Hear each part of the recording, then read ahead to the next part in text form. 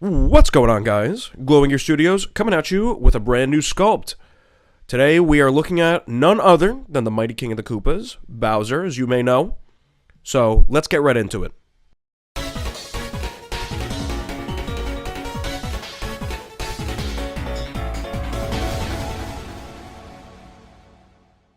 So what do we have here? We're going to be blocking him out, just as usual.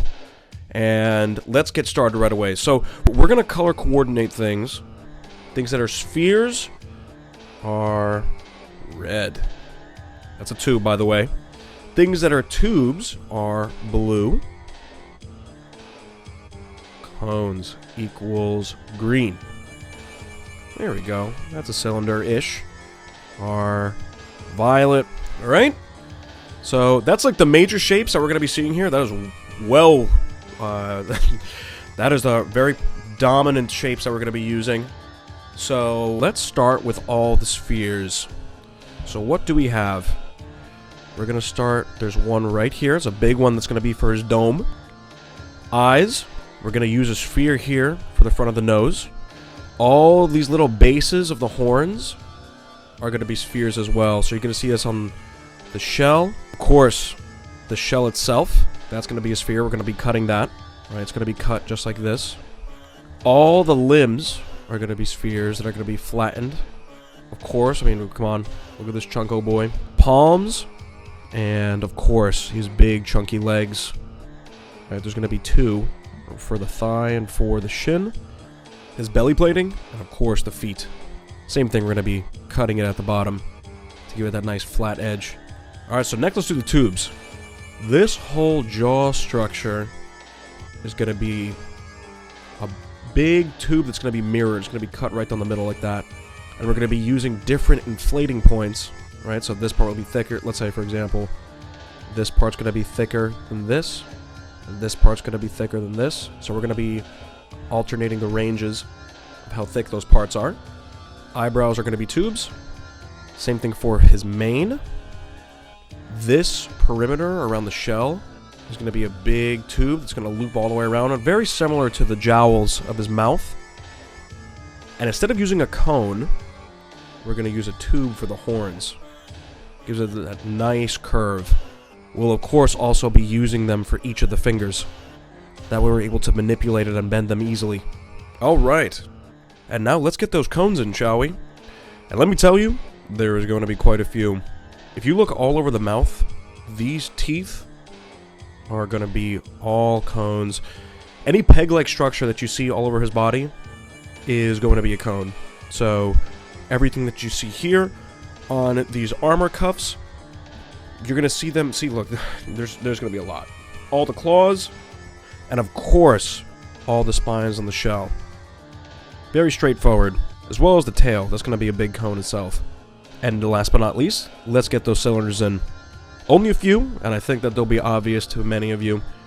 Right here. Just the armor cuffs themselves. Of course, the one around his neck, that collar. And with that, we have Bowser's blockout done. So, let's go put it to action. Let's get sculpting. We're going to start with the spheres of the head. Now here comes our crazy tube situation for the mouth. We're going to be doing a lot of adjustments here. Adding in the tongue, and as we said before, adjusting the shapes, trying to find that perfect ratio. You saw that we added the spheres for the eyes and the front of the nose, and here come the tubes for the eyebrows. Here come the tubes for the hair, right, of the mane. We're just going to be duplicating these cones to make it nice and easy. Remember, this is just the block out. So, you saw we added the base of the horns, and now we're using another set of tubes to create the horns themselves. Of course, it is imperative to use reference material and check your proportions. You see cones are being added for the teeth. Gotta give them a nice set of chompers. And here comes the cylinder for the collar, as well as the beginning of the blockout of the body. As we talked about before, these are just a big set of spheres all over the place. Chunky, round, satisfying shapes. Now let's start off the hands. using those spheres to create the palms, and then the tubes for the fingers is going to give us the basic idea of what his hands should look like. We're just going to take those tubes that we made, duplicate them, move them around a little bit, and add those little cylinders around the arms to create the cuffs. Let's add some placeholder cones for the claws.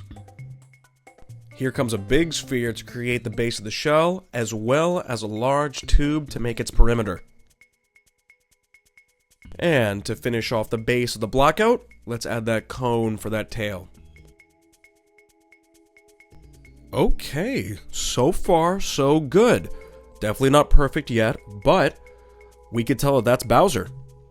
Gotta adjust a lot of the proportions, but we're getting there. Let's start carving out some of these details. We're gonna add all of these hexagonal indentations all over the shell to give it some texture and really bring it to life. Adding these plates was a lot of fun. I like how crisp they all look together.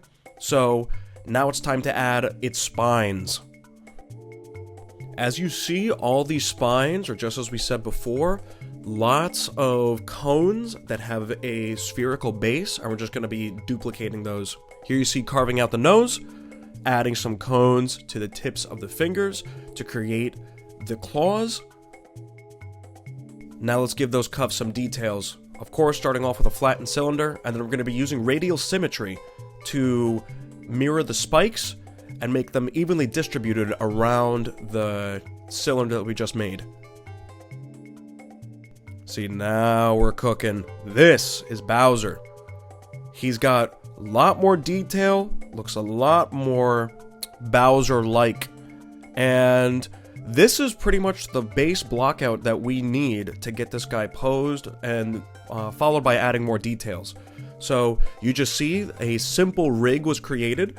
The rig allows for easy manipulation of all the parts independently without needing to alter the whole, and this is going to make it a piece of cake to alter him and adjust him into a position that is absolutely final pose ready. The idea that I wanted to capture was him still being Bowser, but having the same kind of, temperament in Mario RPG. He's a little bit of a baby, has his temper tantrums, and is all frustrated, so I wanted to make him stomping, and still, again, keep him looking like himself while being dynamic and interesting. Let's fuse everything and add those details. Very happy with the way this is looking so far. The scales on the head are a lot more pronounced than the body, which is accurate to the model. Added some texturing on the shell, as well as the striations on his mane. So he's just about ready to start painting, and after some additions like the eyes, we're going to get right to it. Bowser here uses a lot of fun colors, primarily yellows, reds, and greens. So we're going to take those, add some shades, contour, and lo and behold, here he is.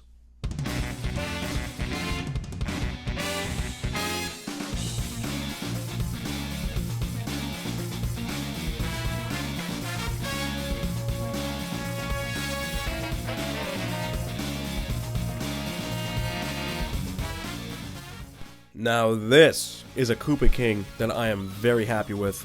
I think that the pose, the colors, and just the general expression all work really well together, but let's not stop here. Let's turn him into a figure, and you'll see the basic process for this, not too bad, but it still requires quite a bit of steps. What you're seeing here is a process known as keying. It involves creating pegs and slots and using part separation techniques to isolate individual components of the model just like this in order to prepare it for a 3D print. I'm likely going to do a video on this separately down the line, but for now this is just to give you the idea of what's going on. Alright, and here's my beautiful Elegoo Saturn going to work. And here we go. That's the finished print. So happy that this worked out. The pieces all slot together perfectly, and if you guys stayed around this long, thank you so much for your time. Check out the link in the description below if you want to get your own, and of course, like and sub for more. Again, thanks for watching, and stay tuned for the next one. Bye-bye.